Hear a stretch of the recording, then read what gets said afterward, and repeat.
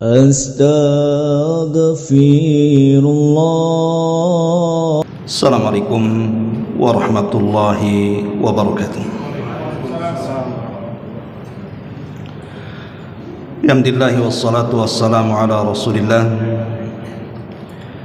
wa ala alihi wa sahbihi wa mawalah wa la hawla wa la quwata illa billahi wa ba'du.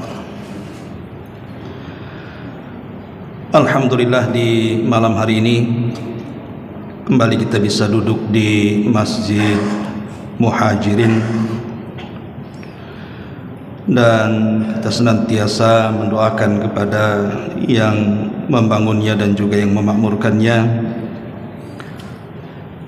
serta tak lupa salawat juga salam kita hadiahkan kepada Rasul kita Nabi besar Muhammad sallallahu alaihi wa ala alihi wasallam. Pembahasan di malam hari ini kita akan membahas 10 perkara jangan selalu dibiasakan. Karena kalau 10 perkara ini dibiasakan dalam kehidupan kita akan berakibat fatal, bisa mengantarkan kepada dosa besar. Apa saja 10 perkara yang tidak boleh dibiasakan? Tidak memperpanjang muqaddimah. Yang pertama, la tukthir al-dhahika. Jangan memperbanyak tertawa.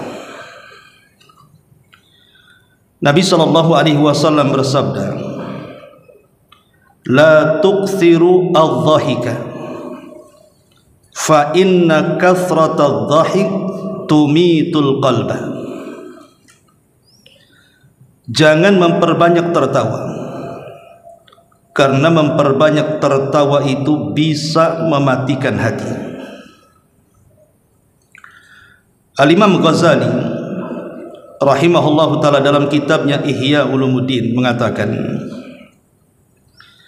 kathratul dhahiki tumitul qalba wa turithu dhaghinata fi ba'dil ahwal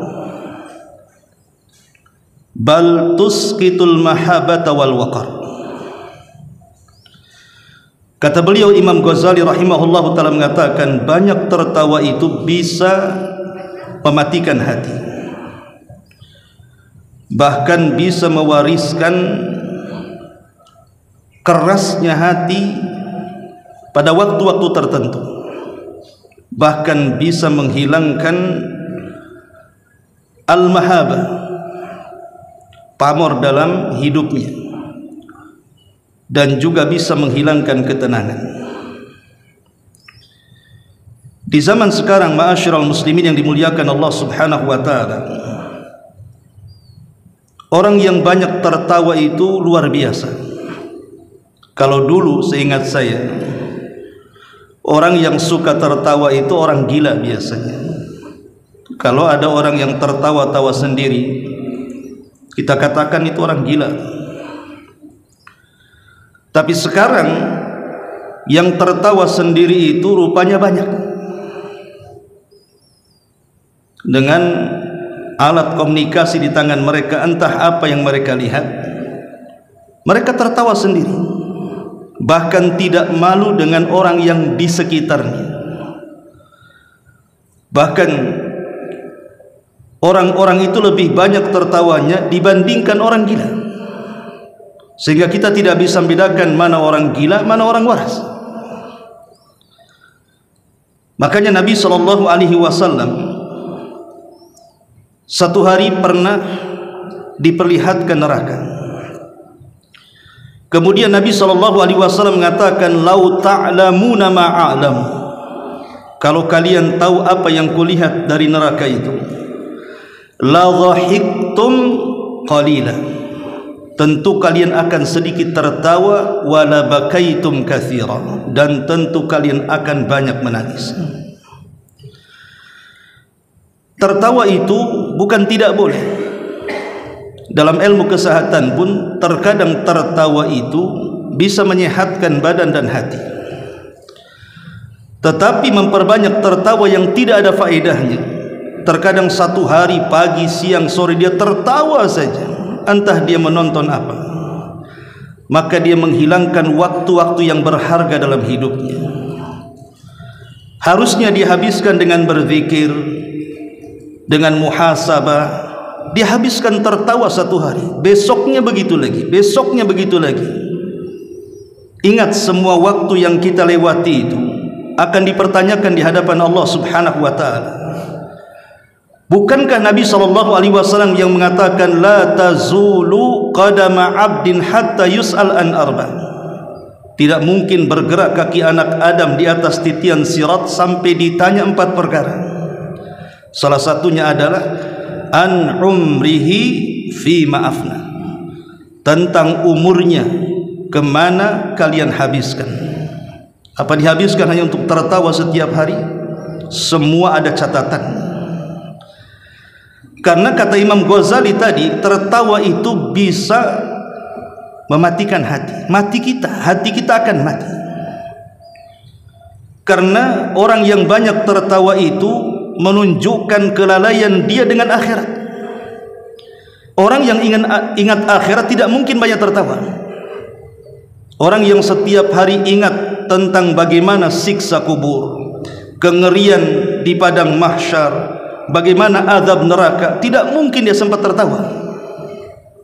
Makanya orang yang banyak tertawa itu menunjukkan kelalaian tentang akhirat. Dan ini bahaya. Ini yang pertama.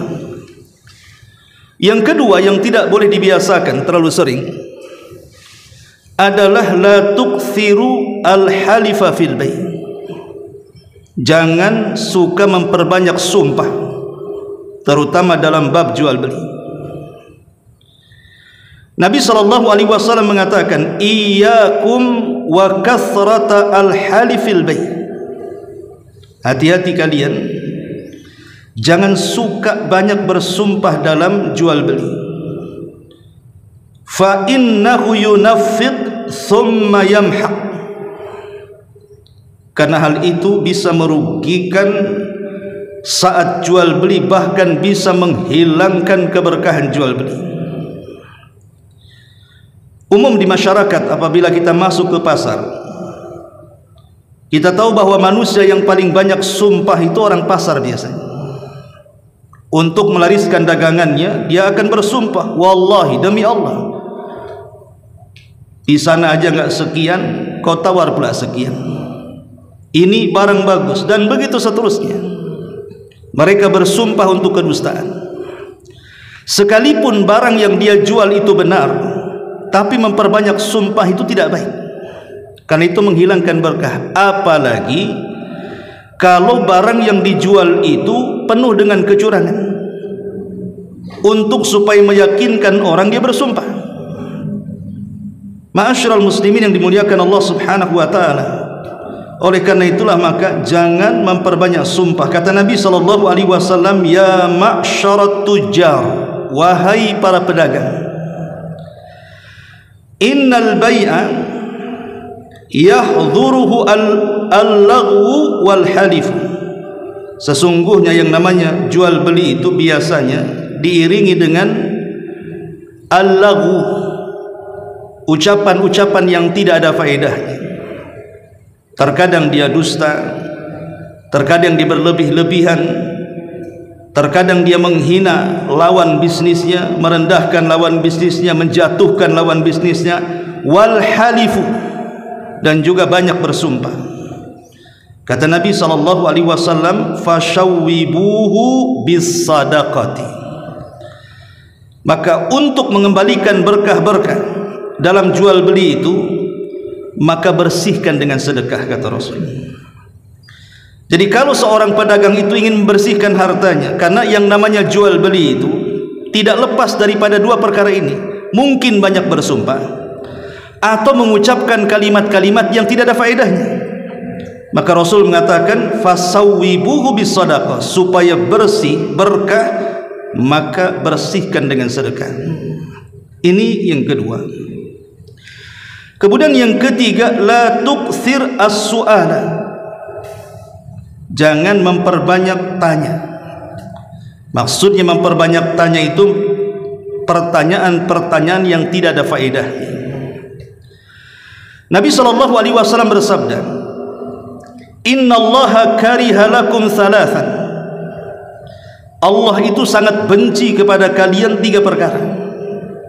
Qila wa qal, menukilkan kata-kata, si anu mengatakan seperti ini, si anu mengatakan seperti itu. Menukil ucapan manusia tanpa meneliti apakah ucapan itu benar atau ucapan itu salah. Itu namanya qila wa qal.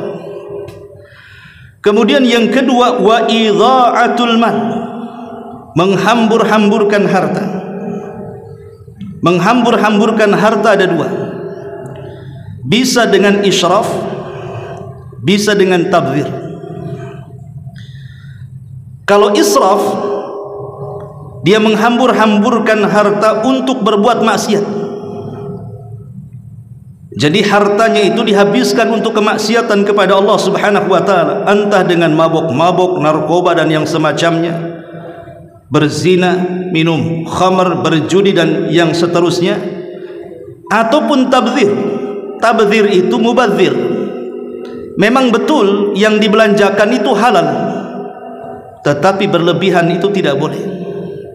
Seperti seseorang masak di rumah, beras dibeli dengan halal, sayuran dibeli dengan halal, ikan dibeli dengan halal.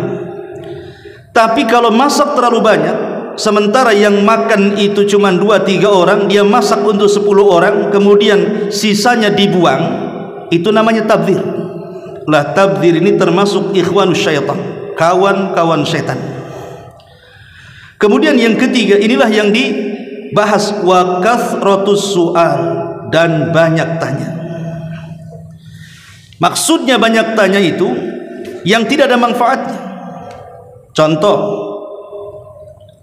pertanyaan soal agama yang tidak ada manfaatnya. Seperti umpamanya pertanyaan-pertanyaan konyol yang tidak harus ditanyakan. Umpamanya orang bertanya, Ustaz, bagaimana hukum laki-laki haid? Laki-laki haid, dari mana laki-laki haid? Itu kan pertanyaan konyol namanya. Karena tidak ada laki-laki itu yang haid. Sekalipun dia LGBT, banci sekalipun, tidak mungkin dia haid kalau dia laki-laki. Ngapain ditanyakan? Maka pertanyaan seperti ini tidak ada manfaatnya. Atau pertanyaan yang sebenarnya kita sudah tahu kemudian ditanyakan, kecuali untuk memberikan manfaat orang sekitar. Umpamanya di pengajian seperti ini, saya sudah tahu jawabannya, tapi supaya orang-orang tahu, saya tanyakan, sehingga jawabannya bermanfaat untuk orang lain. Tapi kalau seandainya pribadi, tidak hanya untuk yang lain, hanya untuk mengetes saja, tidak perlu. Tidak ada hajat pertanyaan seperti itu. Ma'asyiral muslimin, ataupun mungkin bertanya dalam rangka ta'annud. Ta'annud itu melampaui batas. Seperti pertanyaannya Bani Israel kepada Nabi Musa alaihi salatu wassalam. Ketika Nabi Musa alaihi salatu wassalam memerintahkan kepada orang yang meminta supaya persoalan pembunuhan ini diselesaikan, maka Musa mengatakan, kalau ingin saya ungkap pembunuhan, maka sembelihlah seekor sapi betina. Kalau seandainya mereka langsung mengambil sapi dan disembelih, selesai urusannya. Tapi mereka mulai bertanya, sapinya seperti apa? Bagaimana warnanya? Apakah sapinya sudah dipekerjakan atau tidak? Apakah sapi liar? Terus mereka bertanya. Akhirnya turunlah perintah yang lebih berat bagi mereka. Padahal kalau mereka sami'na wa ata'na, mendengar kemudian langsung melaksanakan, selesai. Tapi karena mereka banyak bertanya memberatkan diri mereka, maka akhirnya Allah beratkan mereka. Jangan bertanya untuk memberatkan. Ma'asyiral muslimin yang dimuliakan Allah Subhanahu wa taala, dan pertanyaan yang lain yang tidak ada manfaatnya. Ini yang ketiga. Yang keempat, La tuksir ilqa'al mawa'id. Jangan memperbanyak nasihat. Kalau orang memperbanyak nasihat, bisa bosan orang itu. Pamannya kita mau menasihat orang tua kita, setiap hari kita nasihati, apa ndak bosan lama-lama? Maka berilah dia waktu, entah mungkin 2 hari sekali atau seminggu sekali. Karena orang kalau menerima nasihat terus-terusan, ingat Abdullah bin Mas'ud radhiyallahu anhu mengatakan, hati manusia itu terkadang ada iqbal, terkadang ada idbar. Iqbal itu terkadang bisa menerima, terkadang ada waktunya dia menolak. Mungkin ada banyak masalah yang kita tidak tahu. Ketika kita menasihati kemudian tersinggung masalah dengan orang lain, akhirnya dicampakkan kepada kita. Makanya kalau menasihati orang itu lihat kondisi, kira-kira layak gak dinasihati? Macam mana dia sekarang? Lagi senang atau lagi kalut?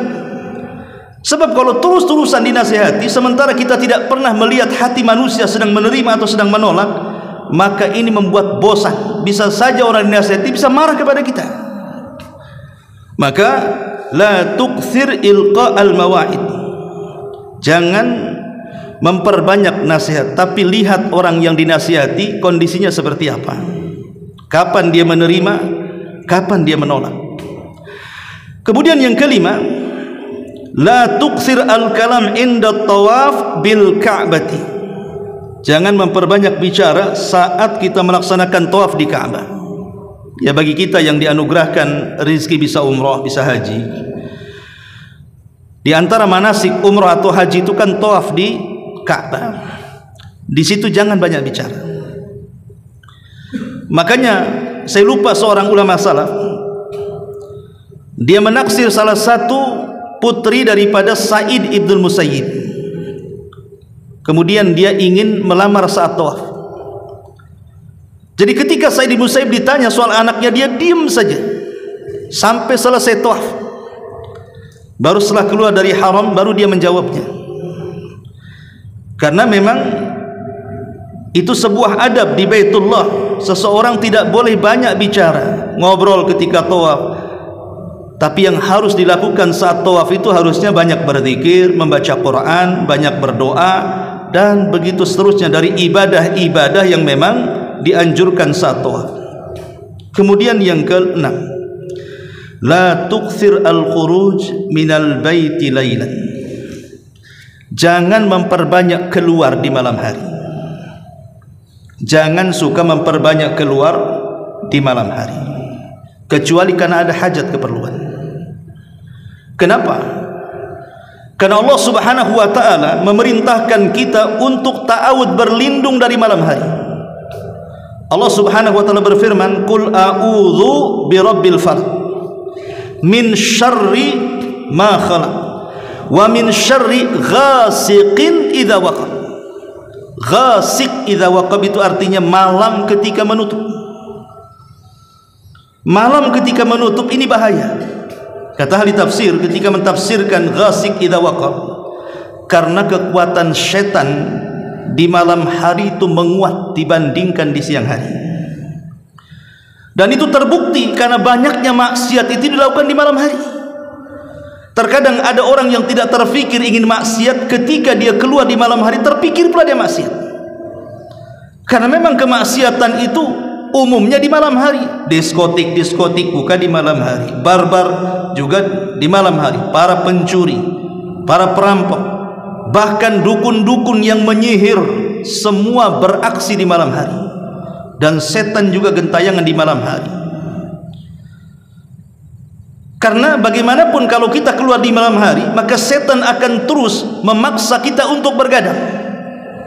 Ingat dulu saya jelaskan, ada 3 waktu yang disebut dengan mawaqitus syaitan, waktu-waktu setan. Pertama menjelang maghrib, itu waktu setan. Kata Rasul, jangan keluarkan anak-anak kita keluar, karena disitulah tempat mainan setan. Kalau datang waktu maghrib, masukkan anak-anak kita ke rumah, jangan ada yang keluar, tutup pintunya dan jendelanya.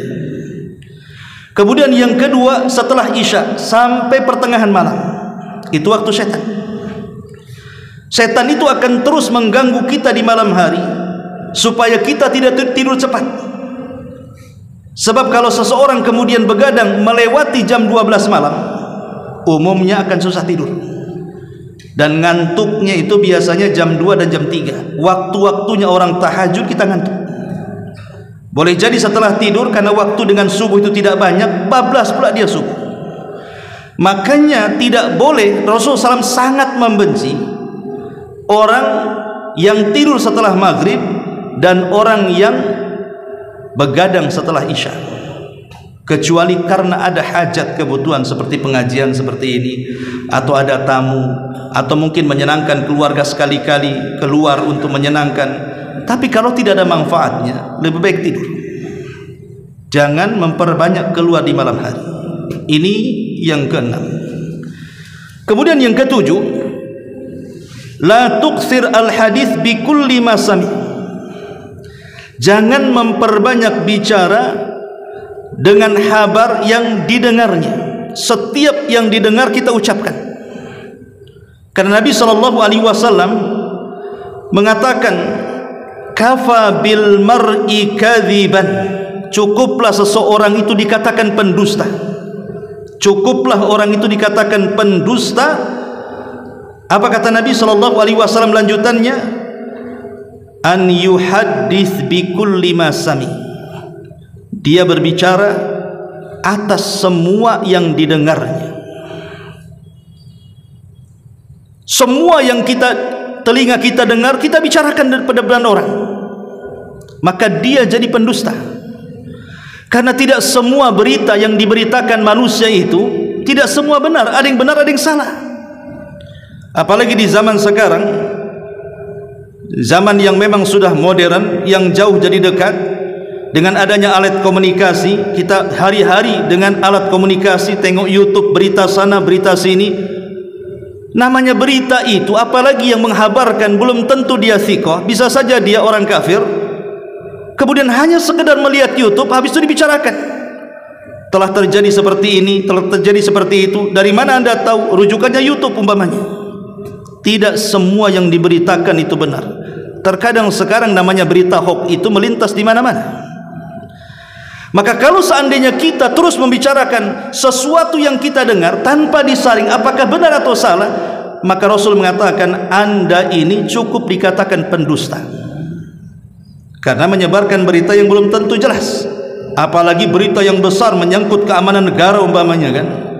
Ma'asyiral muslimin yang dimuliakan Allah Subhanahu wa taala, maka kewajiban kita kalau mendengar sebuah berita, tasabbut.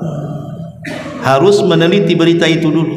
Bukankah Rasul yang Allah mengatakan dalam Al-Qur'an, "Idza ja'akum fasiqun binaba'in fatabayyanu." Apabila datang orang fasik kepada kita dengan sebuah berita, cek dulu berita itu, di cross check dulu beritanya, benar atau salah. Lah di YouTube, di kanal-kanal YouTube, lihat apakah kita ini melihat dan mendengar kanal-kanal tertentu di YouTube, apa kita tahu orangnya?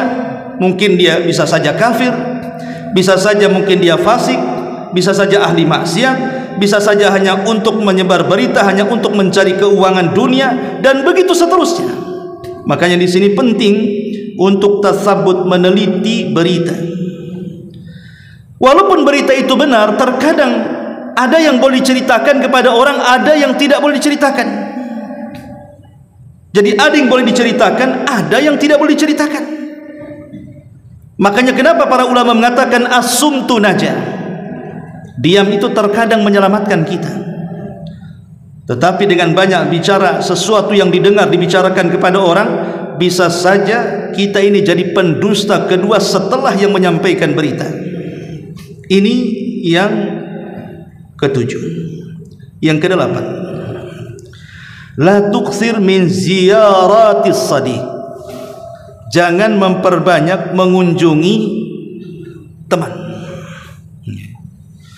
Kenapa demikian? Karena Rasul yang mengatakan,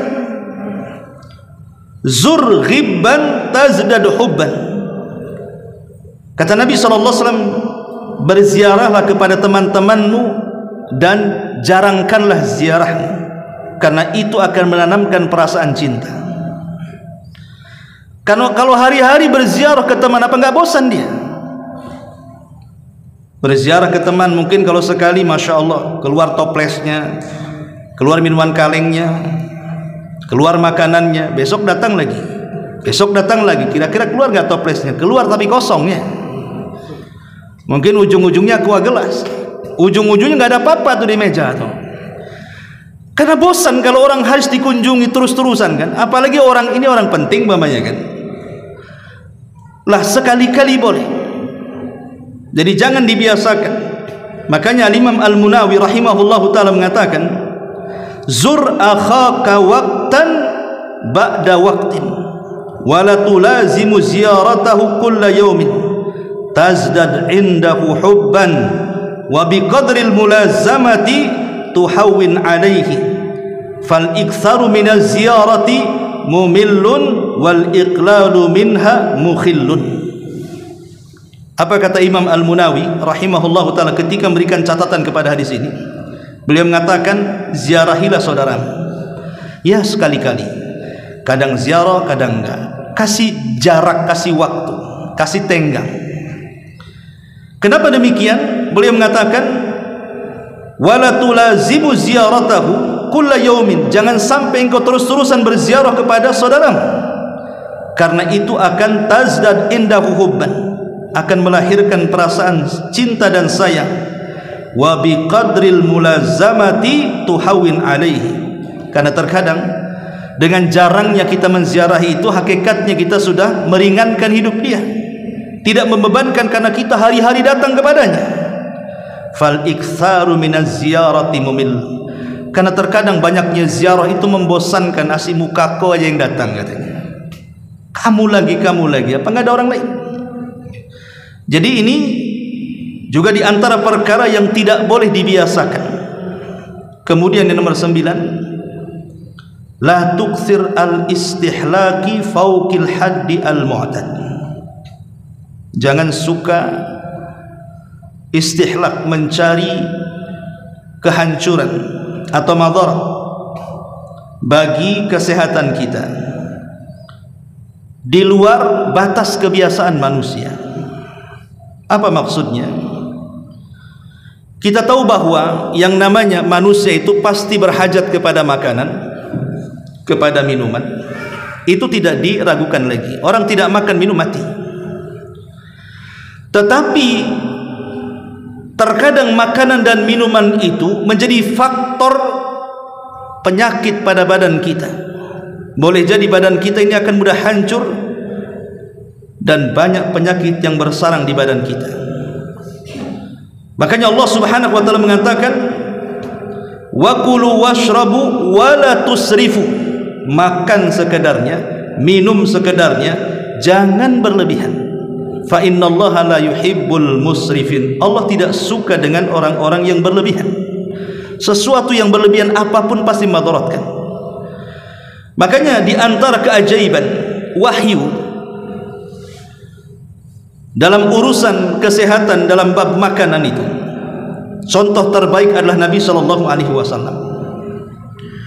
Kita tahu bahwa Nabi sallallahu alaihi wasallam diangkat menjadi nabi itu di usia 40 tahun. Kemudian berdakwah di kota Mekah 13 tahun. Kemudian hijrah ke Madinah 10 tahun.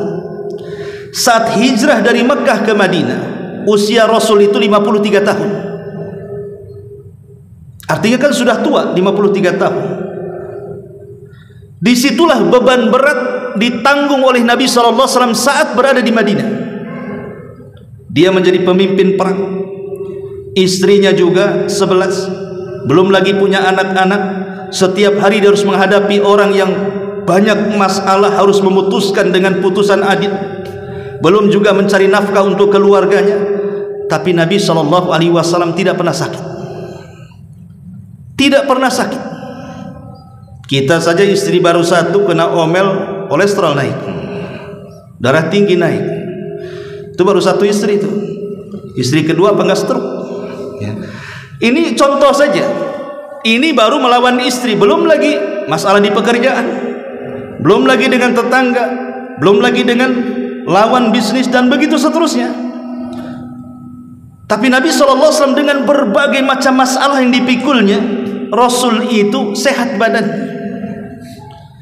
Oh, dia Nabi dan Rasul wajar? Bukan. Dia ada sisi manusianya juga.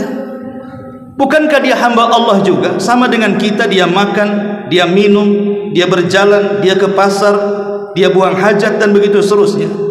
Nabi dibimbing oleh Allah Subhanahu wa taala bagaimana caranya hidup sehat. Makanya lihat beberapa kaidah yang diajarkan wahyu supaya hidup sehat itu. Pertama, tajannub al-israf fi ta'am. Hindarkan berlebih-lebihan dalam makan. Apapun makanannya, kalau sudah berlebih-lebihan pasti membawa madarat. Apalagi sampai kekenyangan, kan begitu kan? Pasti akan melalaikan dia dari ibadah kepada Allah Subhanahu wa taala. Karena umumnya kalau orang sudah kenyang, bawaannya ngantuk. Kayak ular sawah habis makan tidur biasanya. Kemudian yang kedua, al-aqlu ala qadri hajatil jismi min at-ta'am. Makanlah sesuai kadar yang diterima jasad kita. Rasul mengatakan, ma mala abnu adam syarran, ma mala abnu adam wi'a syarran min batnihi. Tidak ada yang dipenuhi anak Adam yang lebih buruk dibandingkan isi perutnya. Tidak ada yang memenuhi anak Adam dari keburukan kecuali ketika seseorang memenuhi isi perutnya. Kemudian Rasul mengatakan, wa in kana walabud, kalau seandainya memang harus kita makan, boleh jadi makanan yang dihidangkan favorit kita, minuman yang dihidangkan minuman favorit kita, maka Rasul mengatakan, bagilah dalam badanmu sepertiga, sepertiga, sepertiga. Sepertiga untuk makanan, sepertiga untuk minuman, dan sepertiga untuk bernafas. Ini kaidah wahyu. Kaidah wahyu, kalaupun kita harus kenyang-kenyangan, maka berilah sepertiga untuk minum, sepertiga untuk makan, dan sepertiga untuk bernafas. Ini kaidah kesehatan yang diberikan Nabi SAW. Kemudian juga jangan makan dalam jenis yang satu saja, tapi makanlah dengan berbagai macam jenis. Sebab walaupun mungkin makanan yang satu jenis itu kita sukai, anggaplah kita suka sate, setiap hari makan sate, pagi, siang, sore, malam, pagi, siang, sore, malam, 1 bulan umpamanya tidak makan sayur, tidak makan tempe, tidak makan kangkung, tidak makan, itu aja dimakan, saya jamin sakit bulan depan kalau satu macam saja. Tetapi ya tanawwu bahasanya, ada macam-macamnya, ada sayurnya untuk seratnya umpamanya kan, ada dagingnya, ada proteinnya, dan begitu seterusnya. Kemudian juga al-hamiyatu aslun min usuli sihatil jism. Al-hamiyah, sesuatu yang menghangatkan badan itu asal daripada puncak kesehatan manusia, dan ini diungkapkan oleh Imam Syafi'i rahimahullahu ta'ala ketika beliau menjelaskan tentang manfaat air putih hangat. Itu dijelaskan oleh beliau, orang yang suka mengkonsumsi air putih hangat, kata Imam Syafi'i, maka tubuhnya akan dipenuhi dengan kesehatan. Tapi orang yang minum dingin terus, maka akan membahayakan badannya. Maka ini juga dikatakan oleh para ulama, al-hamiyatu aslun min usuli sihatil jismi. Kemudian juga tanzimu awqati ta'am wa tajannubul aqli bainal wajibat bi idkhali ta'amin ala ta'am. Harus tahu waktu diri, kapan dia makan, kapan tidak. Harus tahu diri kapan dia harus makan, kapan harus tidak. Karena ada orang itu kan bahasa kitanya suka ngemil lah gitu, dikit-dikit makan, dikit-dikit makan. Ya memang makanannya bukan membel, tapi makan terus, ngunyah terus. Ini kan membahayakan juga. Terutama makanan-makanan yang mengunyahnya agak repot, itu kasihan dengan usus kita mencernanya. Bahkan dikatakan oleh seorang tabib di zaman salaf, namanya Tabibul Ma'mun, dahulu ada seorang dokter di zaman salaf namanya Tabibul Ma'mun. Apa kata beliau? Alaika bi khisali man hafidhaha fahuwa jadirun alla ya'tal, sampai kepada la ta'kul ta'aman tat'ab adrasuka fi madghadihi fata'jaz ma'idatuka an hadmihi. Beliau mengatakan, jangan memakan yang keras-keras, yang gigi kita agak sulit untuk mengunyahnya. Jadi ada makanan keras kan, kayak apa mungkin daging kurang matang gitu kan, kunyah-kunyah sampai sulit menghancurkannya. Kalau gigi saja sulit menghancurkannya, maka usus lebih sulit lagi nantinya, dan ini membawa penyakit. Makanya kenapa orang dulu mengatakan kalau bisa makan itu kunyah dulu yang lembut, baru kemudian ditelan supaya ususnya sehat. Kalau sekarang kan tidak, main telan. Daging kan nggak seperti kunyah, telan. Kasihan ususnya jadinya. Nah ini kan kaidah kesehatan namanya yang disebutkan oleh para ulama. Termasuk hayatu julusil akli wasyurbi. Perhatikan duduk saat makan. Nabi SAW mencontohkan cara duduk saat makan. Makanya kenapa dahulu saya pernah berbicara dengan salah satu guru saya, itu masih belajar di Yaman. Dia menceritakan tentang seseorang yang setiap hari selalu sakit pinggang, bahkan ginjalnya bermasalah katanya. Setelah kemudian ditanya-tanya, seorang tabib lah di Yaman sana menceritakan, dia tanya cuma satu saja, kamu kalau minum berdiri atau duduk? Katanya. Dia mengatakan, saya selalu berdiri. Ah, itu masalahnya. Minuman yang kau minum itu tidak sampai dicerna jantungmu, sehingga seperti ini banyak sakit di pinggang. Lihat bagaimana, kalaupun tidak ada penelitian, ketika Nabi melarang makan dan minum berdiri itu, sesuatu yang terlarang dalam syariat pasti ada madaratnya. Karena ginjalnya nggak bisa memproses itu. Lain kalau duduk kan diproses sama ginjalnya. Makanya dari situ kata para ulama, makruh hukumnya orang yang makan atau minum sambil berdiri, karena tidak membawa kesehatan. Nah ini contoh bahwa kesehatan dalam Islam juga luar biasa diperhatikan, dan banyak lagi kaidah-kaidah yang menjelaskan tentang hal ini. Kemudian yang nomor 10, la tuksir al-kalam, jangan terlampau banyak bicara. Nabi SAW mengatakan dalam hadis Jabir bin Abdullah radhiyallahu an, Rasul mengatakan, inna min ahabbikum ilayya wa aqrabikum minni majlisan yaumal qiyamah ahasinukum akhlaqa wa inna abghadakum ilayya wa ab'adakum minni majlisan yaumal qiyamah as-sartharuna wal mutasyaddiquna wal mutafaihiquna. Rawahu Tirmidzi. Jabir bin Abdullah radhiyallahu anhu mengatakan, Rasul bersabda, orang yang paling kucintai dan paling dekat denganku tempatnya pada hari kiamat mereka yang memiliki akhlak yang mulia. Tetapi kata Rasul, orang yang paling aku benci tempatnya kelak pada hari kiamat paling jauh denganku. Pertama kata Rasul, as-sartharun. As-sartharun, mereka yang suka as-sartharun, banyak ngomong, banyak mencela, di mana saja bukan bidangnya dia bicara. Entah sekolahnya di mana, bahkan tidak sekolah pun dia bicara. Bicara politik, nggak sekolah ilmu politik, bicara politik, ngeritik sana ngeritik sini. Padahal dia tidak pernah sekolah di situ, tapi dia bicara soal itu. Kesehatan, nggak pernah sekolah, bicara soal kesehatan. Ekonomi, nggak pernah dia kuliah soal itu, dia bicara. Pokoknya semua bidang seolah-olah dia bisa. Itu namanya as-sartharun namanya. Dan sekarang kan banyak di as-sartharun itu, semua bicara seolah-olah dia bidangnya, padahal tidak pernah sekolah. Bukankah dalam kuliah saja ada bidangnya masing-masing itu? Ilmu politik ada, ilmu ekonomi ada, ilmu kedokteran ada, semua ada bidangnya. Ini tidak pernah di sekolah di fakultas manapun, tapi bisa membidangi semuanya, kan ajaib itu.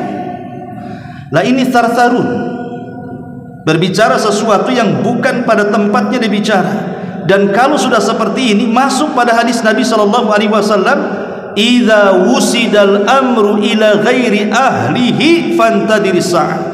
Kalau perkara itu dibebankan kepada yang bukan ahlinya, hancur semuanya.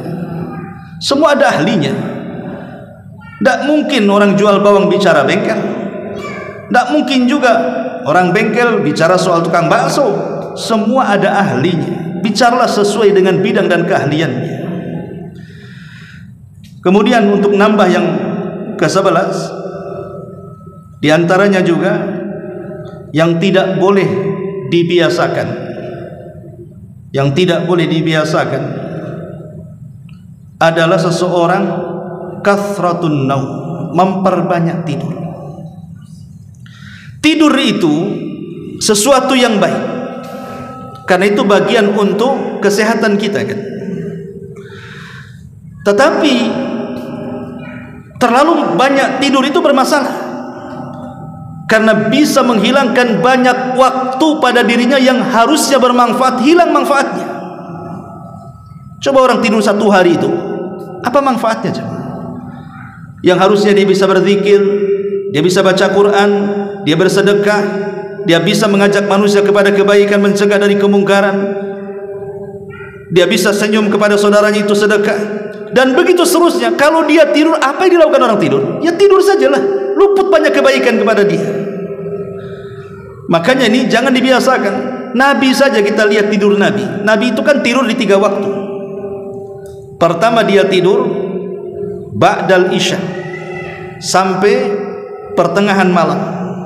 Kemudian pertengahan malam Rasul tahajud sampai fajar. Atau kalau kurang, Nabi SAW menambah 2/3 malam. Kemudian 1/3-nya dia tahajud sampai waktu fajar. Dan itu disebutkan dalam Al-Quranul Karim surah Muzammil. Allah mengatakan, ya ayyuhal muzammil qumil laila illa qalila nisfahu au zid alaihi warattilil qur'ana tartila. Wahai orang yang berselimut, ya ayyuhal muzammil, maksudnya Nabi SAW, wahai orang yang berselimut, qum, berdiri, maksudnya disuruh bangun ya. Nisfahu, boleh kau tidur separuh, maksudnya separuh malam. Auzid, atau kau tambah sedikit, maksudnya 2/3, baru 1/3-nya untuk bangun. Karena orang yang melakukan seperti ini pasti sehat. Orang yang tidur awal itu biasanya sehat. Tapi kalau orang yang dibiasakan tidurnya tengah malam, itu tidak lama badannya rusak.